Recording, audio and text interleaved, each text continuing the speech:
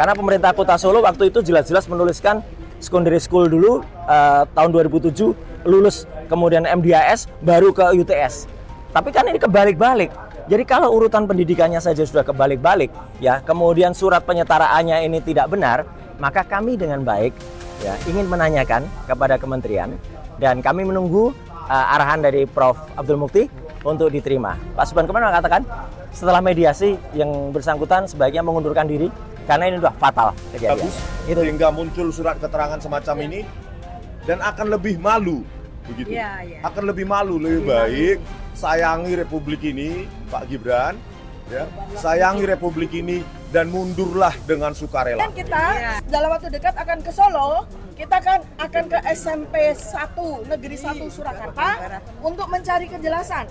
Apakah di tahun 2002 SMP Negeri 1 Surakarta mengeluarkan ijazah atas nama Gibran Raka Buming Raka? Bahkan seharusnya sebuah surat penyetaraan itu tidak berbunyi begini, tidak berbunyi surat keterangan, tapi sebuah surat keputusan. Jadi hari ini kami datang karena ada surat keterangan yang seharusnya ini berbunyi surat keputusan. Dan kalau surat keterangan ini berarti tidak sah yang bersangkutan, Saudara Gibran Raka Buming Raka, ini untuk disetarakan dengan pendidikan SMA. Nah, minggu yang lalu, ya hari Jumat, sudah dijanjikan oleh Pak Eko Sutanto, beliau adalah penggantinya Pak Sutanto ini, ya, untuk ketemu. Tapi kemarin kami tidak diterima sama sekali, dan bahkan hanya dengan humas. Nah, pagi tadi, saya secara pribadi harus berterima kasih kepada Pak Menteri, ya, Prof. Abdul Mukti. Beliau mengirimkan WA khusus ke saya. Jam 5:30 beliau terpaksa harus berangkat ke Bandung karena sudah ada kunjungan kerja. Terima kasih Prof. Tapi mohon kami diterima bukan hanya oleh humas, tapi sesuai dengan apa yang sudah dijanjikan oleh Pak Eko Susanto. Karena Pak Eko Susanto kabarnya akan mendatangkan juga Prof. Sutanto ini yang waktu itu menandatangani. Jadi saya kira hari ini kunjungan kami itu menegaskan itu. Jadi kalau dari Mas Roy sendiri melihat ketika ini tidak sah, maka Gibran tidak bisa seharusnya ikut. Betul. Dicap. Jadi tidak hanya surat ini yang tidak sah.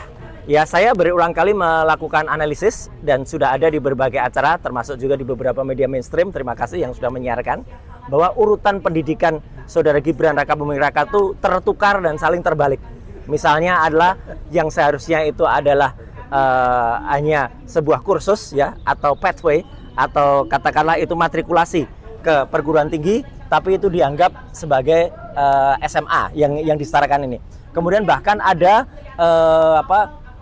tulisan juga dan itu sudah dimuat di berbagai media, ya, dan itu digunakan waktu itu untuk kampanye yang bersangkutan dan masih ditulis juga di berbagai situs, termasuk yang ada di lembaga kantor berita ternama Antara, ya, ada dia memiliki pendidikan S1, S2. Bahkan sampai hari ini, sampai saat ini kita ngobrol, Gibran Raka Buming itu di Sekretariat Negara itu masih tercantum terbalik.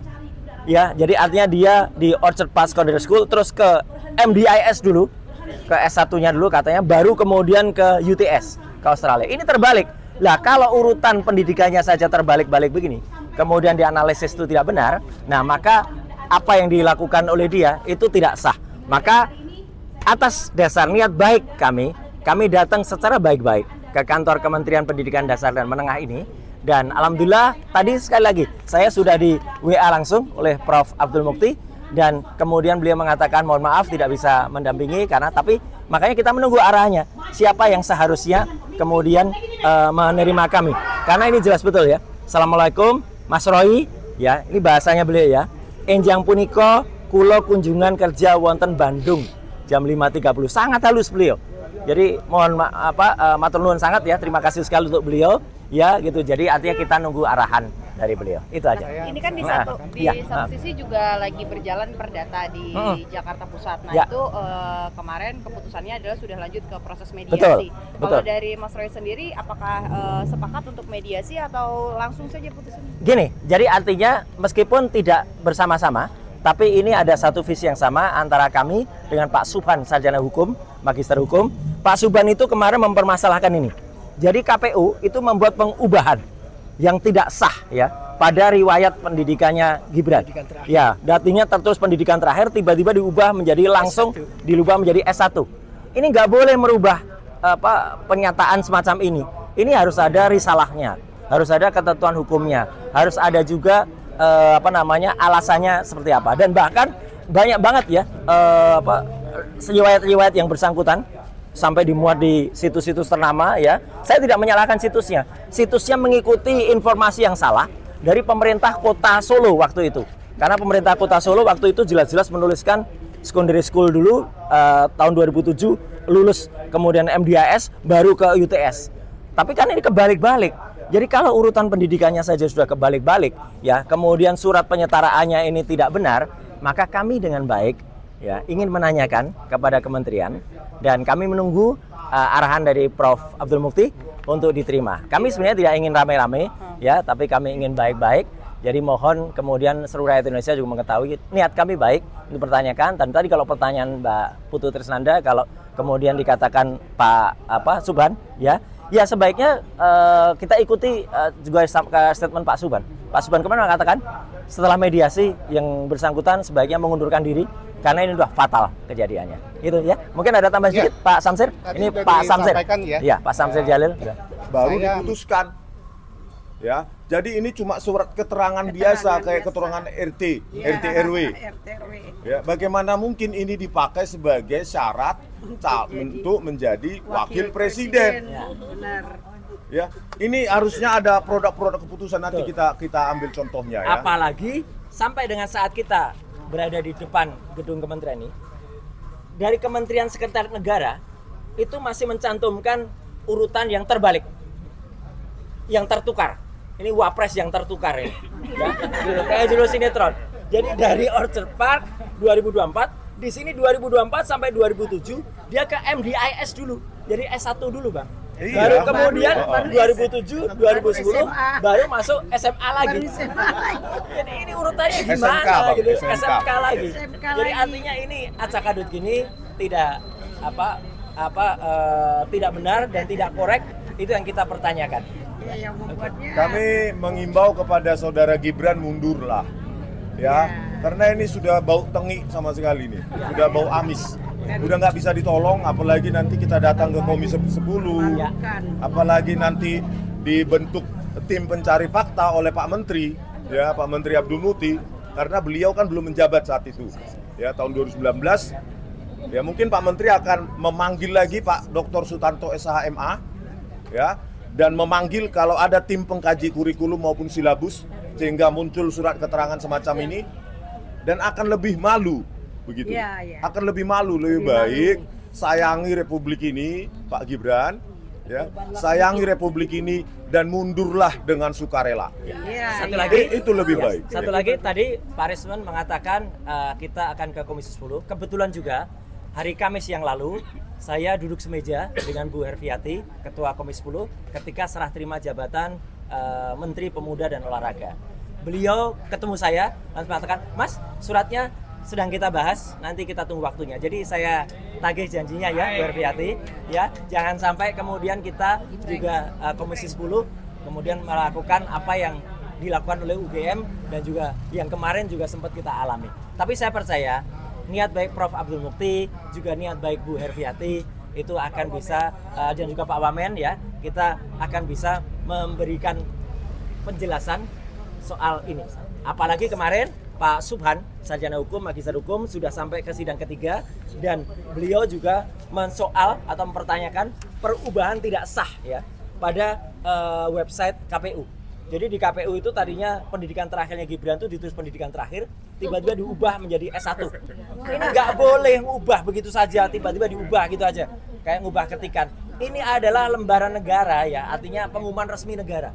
Tidak boleh diubah begitu enak aja, nanti ada orang bisa ngubah bahasa enaknya. Ini ada konsekuensi hukumnya loh melakukan pengubahan gini. Apalagi dengan urutan-urutan yang kemudian tidak benar dulu pendidikannya katanya ijazahnya Bachelor of Communication ya, terus sempat ganti jadi BSc, sekarang nggak berani nulis. Ya kan, di poster-poster tuh coba lihat, nggak berani nulis lagi sekarang pendidikannya. Jadi kita tunggu ya, kita tunggu dengan baik. Dan tadi saya mendapat informasi katanya humas lagi, tapi saya nggak mau, saya bilang tidak humas ya, karena arahan dari Pak Menteri saya kira bukan humas ya. Oke. Yang pria cukup dulu. Ya. Sekarang bagian yang wanita, Ya. Ayo, Pak. Silakan. Ini Pak. Tadi udah, tadi udah. Bismillahirrahmanirrahim. Assalamualaikum warahmatullahi wabarakatuh. Waalaikumsalam warahmatullahi wabarakatuh. Sebagaimana kami bertiga RRT sudah sampaikan bahwa hasil penelitian kami terkait dengan ijazah dan semua dokumen yang terkait dengan bapaknya Gibran yaitu Joko Widodo sudah selesai kami jalankan dan final dan sudah kami bukukan dalam buku Jokowi's White Paper. Nah, langkah kami selanjutnya RRT saat ini kami sedang menjalankan penelitian terkait dengan dokumen kelengkapan termasuk ijazah dan riwayat pendidikan dari anaknya Jokowi yaitu Gibran Rakabuming ya. Karena ini ternyata berdasarkan dari data-data yang kami kumpulkan ternyata memang sangat kuat ya kami melanjutkan penelitian kami ini. Jadi saat ini termasuk kedatangan kami ke Kementerian Dikbud ini itu adalah tahap pengumpulan data. Ya, tahap pengumpulan data. Karena semua informasi-informasi yang beredar termasuk yang di laman KPU, termasuk yang di laman Mensesnek itu semua adalah asumsi yang perlu diklarifikasi. Dan itu yang kemudian tahapan ini adalah kami lakukan pengumpulan data sebanyak mungkin dan kami juga minta bantuan kepada para netizen semuanya 280 juta rakyat semuanya untuk membantu kami mengumpulkan data-data terkait dengan riwayat pendidikan Gibran Rakabuming. Siap. Tahap yang kedua nanti kami lakukan analisis data, kami lakukan sintesis data dengan triangulasi metodologi yang kami selama ini lakukan juga, yaitu dengan telematika, digital forensik, dan neuroscience behavior. Ya, jadi kami lakukan analisis sintesis setelah datanya bisa terkumpul lengkap. Jadi kami selalu based on scientific ya. Jadi bukan based on asumsi atau kabarnya atau informasi yang tidak akurat.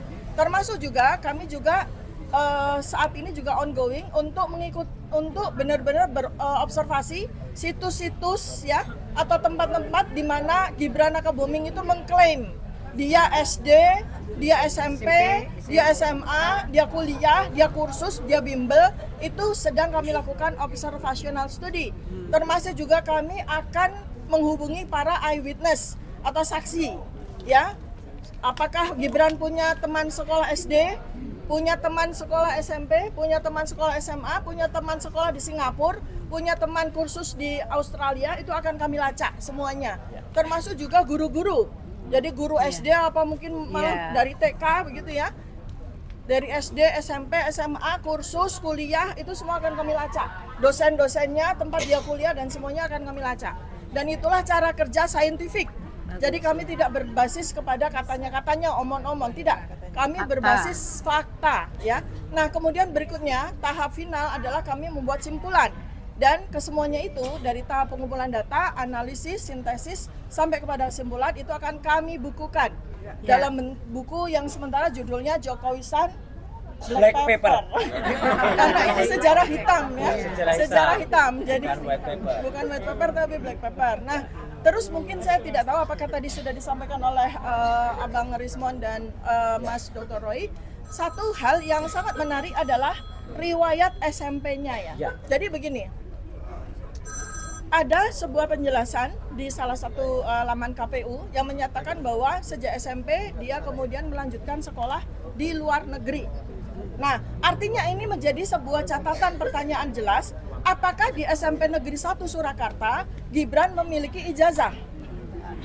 Karena pada tahapan selanjutnya dia mengklaim ya secara naratif, karena kami juga sampai dengan hari ini semua saya kira seluruh rakyat Indonesia itu belum pernah melihat sertifikat kelulusan dia dari Orchid Park Secondary School ya. Dan supaya rakyat semua tahu bahwa Orchid Park Secondary School itu adalah jenjang SMP. Jenjang SMP ya, supaya tahu kalau metode pendidikan atau hierarki pendidikan di di Singapura itu berbeda dengan di Indonesia.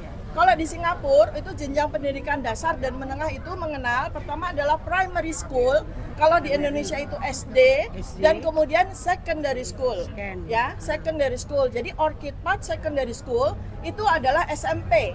Nah, terus ada fakta atau data yang lebih jelas lagi adalah Orchid Park Secondary School itu didirikan tahun 1999 dan kemudian baru mulai operasional 2001. Artinya kelas 1 SMP-nya itu baru menerima murid di 2001. Sehingga di 2002 itu dia baru punya murid kelas 2 SMP. Nah, sementara Gibran mengklaim bahwa dia sekolah di Orchid Path Secondary School tahun 2002. Berarti dia kalau dia memang betul sekolah di Orchid Path Secondary School, berarti di sana itu hanya menyediakan kelas 1 SMP dan kelas 2 SMP. Nah, kemudian jadi pertanyaan, mengapa dia mesti mengulang SMP-nya lagi? Ya, sementara di laman KPU kita juga lihat bahwa Gibran itu sekolah di Orchid Path Secondary School itu dari 2002 sampai 2004, artinya 2 tahun. Berarti dia automatically dia mengulang kembali SMP-nya. Karena sekali lagi tahun 2001, 2002 sampai 2004 itu Orchid Path Secondary School baru punya kelas 1, kelas 2 SMP. Ini sebenarnya saya tambahin sedikit, Dr. Tifa, nanti silakan teruskan lagi. Ada penjelasan sangat bagus dan ilmiah dari yang namanya Dr. Marian Buitensorgi. Melanie Buitensorgi. Ya, itu benar. Bukan mensesatkan seperti Inalim atau siapa itu yang membuat sesat, ya. Jadi Bu Melanie, terima kasih penjelasannya. Bahkan Bu Melanie mensimpulkan bahwa Gibran itu belum tentu juga lulus SMP. Bisa juga dia lulus SD. Majunya lagi. SD ini. SD itu kayak ini. Gibran ya. Di kesempatan ini Dr. Tifa, kami semua Dr. Rizmon berterima kasih juga untuk yang ikut membersamai. Sekaligus mohon disampaikan kepada senior-senior ya. Saya tunjukkan juga. Nah, itu SD SD. Ya, kalau ini SD juga biasanya. Kepada salah seorang dari wakil purnawirawan prajurit TNI ada di sini. Mohon ini bisa jadikan bahan juga Bapak-bapak. Kemudian wakil dari Forum Diaspora Indonesia. Tadi ada Pak Agus tadi ya, yang juga akan menyampaikan. Nah, jadi artinya kita tidak sendirian. Kita banyak gitu. Jadi sekali lagi ya, sudahlah. Kalau memang pendidikanmu itu SD, ya SD aja pakai dasi merah, tulisan SD kayak gini ya, nggak usah gaya-gaya. Lanjut. Ya, jadi ini tadi karena Pak Roy menyinggung ada nama ya, namanya Insinyur Melanie atau Dokter Melanie Buitensorgi itu teman baik saya. Ya. Teman baik saya, dia mantan termul. Ya. Dia mantan termul garis keras dan sudah insya. Dari IPB ya? Dari IPB. Dan suaminya itu menjadi dosen profesor di Universitas Sydney. Jadi data yang dia berikan itu sangat akurat dan lebih akurat lagi karena dia mantan termul yang sudah insaf ya. Mudah-mudahan makin banyak lagi termul-termul berpendidikan ya, termul-termul educated yang insaf ya, yang insaf dan kembali ke jalan benar bersama dengan kita berjuang. Ya.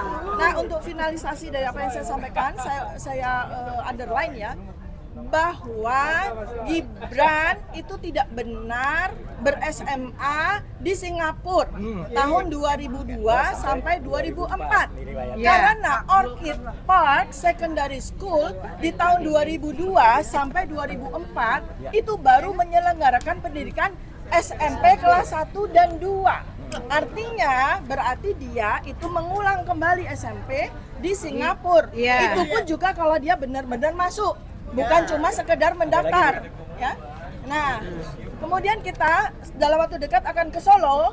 Kita akan ke SMP 1 Negeri 1 Surakarta untuk mencari kejelasan.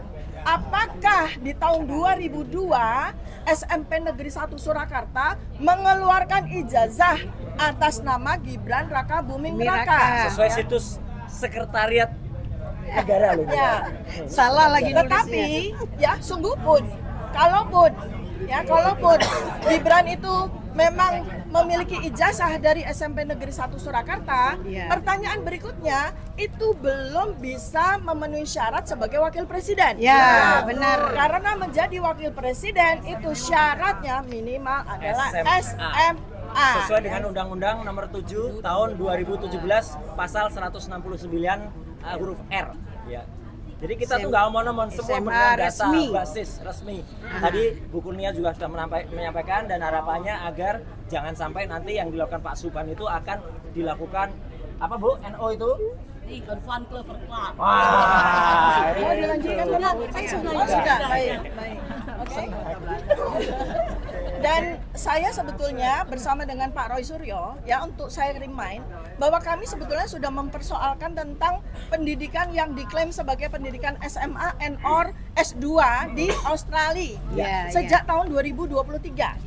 Kami sudah berdua, bahkan Gibran sendiri sudah menyinggung pada waktu ulang tahun Narasi TV bersama Najwa Shihab, ya, dia menyinggung ada 2 tokoh yang mempersoalkan ijazah saya. Bapak dan Ibu itu. Bapak dan Ibu itu. Dan kemudian pada waktu di acara 2 tokoh itu maksudnya saya dengan dan secara kebetulan juga karena anak kami juga kuliah di Australia, sehingga kami sangat memahami bagaimana requirement, bagaimana persyaratan untuk bisa kuliah di Australia, termasuk kemudian mengikuti kelas foundation yang seperti yang diklaim diikuti oleh Gibran di UTS InSearch. Nah, untuk diketahui bahwa UTS InSearch itu adalah lembaga informal yang dibangun oleh UTS untuk memberikan fasilitas kepada calon-calon mahasiswa yang meminati untuk masuk ke UTS. Nah, tentu saja kalau ada calon mahasiswa yang ingin ikut di UTS, itu sebelum masuk UTS InSearch, itu dia harus mengikuti atau melampaui requirement IELTS. Ya, IELTS di Australia itu tinggi sekali. Ya. 7,5 malah kalau di Australia ya. Dan kemudian TOEFL-nya itu pasti di atas 600. Ya, saya juga sudah konfirmasi dengan teman-teman yang ada di Australia. Ya. Nah, sekarang pertanyaannya dari sisi neuroscience behavior, apakah Anda semua rakyat Indonesia melihat kemampuan bahasa Inggris, narasi bahasa Inggris Gibran Rakabuming itu cocok dengan seseorang dengan IELTS 7,5 atau TOEFL di atas 600. Nah, itu kan bahasa Indonesia kita bisa lihat saja ya seperti itu. Jadi lalu kemudian kami lanjutkan bahwa UTS InSearch berdasarkan penelitian kami sejak tahun 2023 itu hanyalah lembaga kursus. Dan itu berlangsung secara 6 sampai 8 bulan. Ya. Kalau sampai di KPU itu Gibran atau KPU ya kita katakan itu menulis bahwa Gibran mengikuti UTS InSearch 3 tahun, itu ngapain aja? Ya. Pertanyaan, untuk apa dia mengikuti UTS InSearch selama 3 tahun? Jadi ini adalah sesuatu data-data yang perlu sekali untuk kita lakukan penelitian. Sekali lagi, kami bertiga bersama dengan teman-teman semuanya, para pejuang semuanya, itu tidak melakukan pencemaran nama baik, tidak melakukan fitnah. Kami sedang melakukan penelitian terkait dengan riwayat pendidikan Gibran Rakabuming. Sebab kalau ternyata riwayat pendidikannya menghasilkan simpulan hanya memiliki ijazah SD, maka kita semua punya hak untuk memakzulkan Gibran. Terima kasih. Assalamualaikum warahmatullahi wabarakatuh. Waalaikumsalam. Lagi Pak Agus mau nambahin? Boleh, Pak Agus nambahin ya. Di Australia. Ya. Ini Pak Agus dari Forum Diaspora Indonesia. Beliau adalah sekjen. Tengah-tengah Pak Agus. Kita minta data tentang sekolah ya. Baik. Assalamualaikum warahmatullahi wabarakatuh. Oh iya, boleh. Nanti setelah Pak Agus, Mak ada juga yang Teman-teman YouTuber yang saya hormati, saya banggakan, pemirsa sekalian dimanapun Anda berada, alhamdulillah saya bisa hadir membersamai trio RRT, Bang Rismon, Bang Roy, dan para pejuang lainnya. Dr. Tifa, dan para pejuang lainnya yang banyak banget di sini. Termasuk Purnawirawan, Wakil. Oh iya, ada Purnawirawan ya. Masya Allah. Saya diberi amanah sebagai Sekjen Forum Diaspora Indonesia. Di dalam FD itu Dr. Tifa adalah Ketua Bidang Pakar sekaligus founder. Jadi kami bersama-sama di FD sama beliau. Tugas yang diamanahkan kepada saya adalah terkait dengan kasus ini. Bagaimana saya bisa mengelaborasi dan mengeksplor tentang advokasi bagaimana status dari Gibran khususnya di Australia dan Singapura. Nah, ini sedang dalam proses yang kami lakukan pendalaman ini. Jadi kami ingin berkontribusi sebagai Forum Diaspora Indonesia terhadap kasus ini. Kenapa? Karena saya tahu betul dengan Dr. Tifa, FDI didirikan itu memang awalnya untuk kasus dugaan palsu Joko Widodo. Awalnya itu. Nah, itu concern kami. Dibentuklah FDI. Itu tujuan pertama. Lah kemudian sekarang ada derivasinya kepada kebetulan anaknya sendiri yang jadi wapres sekarang. Maka concern kami sebagai FDI, dari sisi FDI ini ya saya bicaranya ya, termasuk ini gitu. Jadi kami tidak keluar rel. Ya, tidak keluar jalur. Kami melanjutkan ini semuanya ya. Karena qadarullah seperti itu jalannya. Oleh karena itu kami akan all out berkontribusi ini ya terhadap kasus ini, khusus kami bersama dengan teman-teman kami di 25 negara, khususnya di Sydney, Australia dan di Singapura. I will do it, Dr. Diva, insya Allah. Itu saja, nggak terlalu panjang, saya kira cukup itu kontribusi kami. Mudah-mudahan Allah izinkan ini semua dan Allah ridho atas perjuangan ini semua. Ya, dan semua terbuka. Satu lagi, Bapak Ibu.